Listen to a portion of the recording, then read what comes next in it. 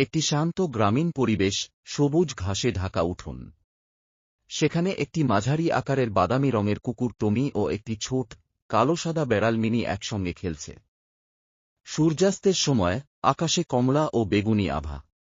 কুকুর টমি ও বেড়াল মিনি পাশাপাশি বসে আছে, যেন তারা একে অপরকে বোঝার চেষ্টা করছে।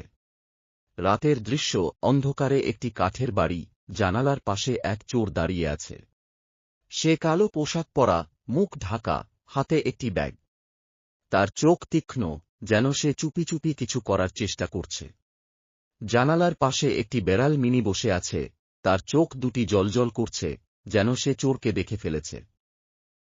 একটি ছোট্ট কাঠের বারান্দা, যেখানে কুকুর টমি গভীর ঘুমে আছে। একটি ভয়ঙ্কর মুহূর্ত, কুকুর টমি দাঁত বের করে জোরে ঘেউ ঘেউ করছে। চোখে কৃতজ্ঞতার ঝলক।